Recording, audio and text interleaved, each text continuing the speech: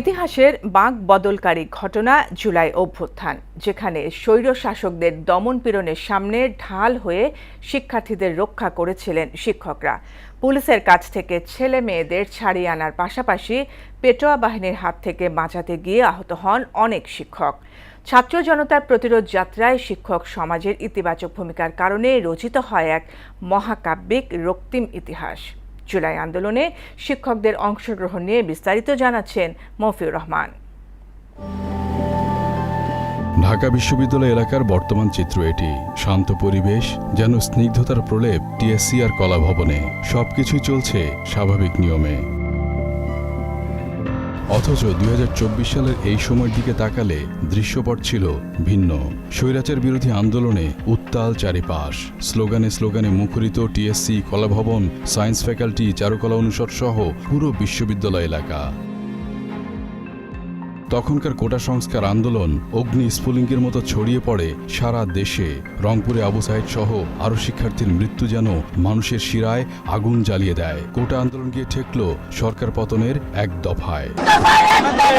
২৪-এর উত্তাল দিনে তৎকালীন ক্ষমতাসীনদের নৃশংসতার কথা মনে উঠলে এখনও আঁতকে ওঠেন অনেক শিক্ষার্থী। বলেন, এক পর্যায়ে মনে হচ্ছিল দানবের থাবা থেকে হয়তো বাঁচতে পারবেন না। তখন পিতার স্নেহ, মায়ের মমতায় হায়নাদের হাত থেকে বাঁচাতে এগিয়ে আসেন শিক্ষকরা।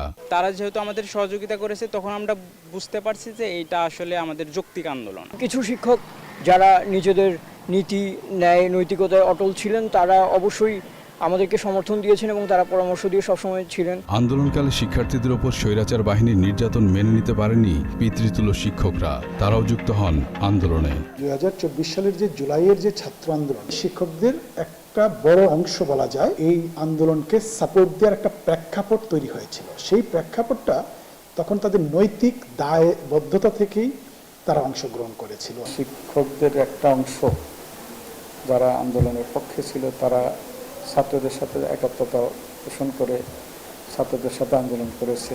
হাসিনা প্রশাসনের মদতপৃষ্ট পুলিশের হাত থেকে ছাত্রছাত্রীদের রক্ষা করতে গিয়ে আহত হন অনেকে। শিক্ষকরা যখন ছাত্রদেরকে সেভ করার জন্য যেত, তখনও কিন্তু শিক্ষক জিনিসটা শিক্ষক হিসেবে দেখা হতো না।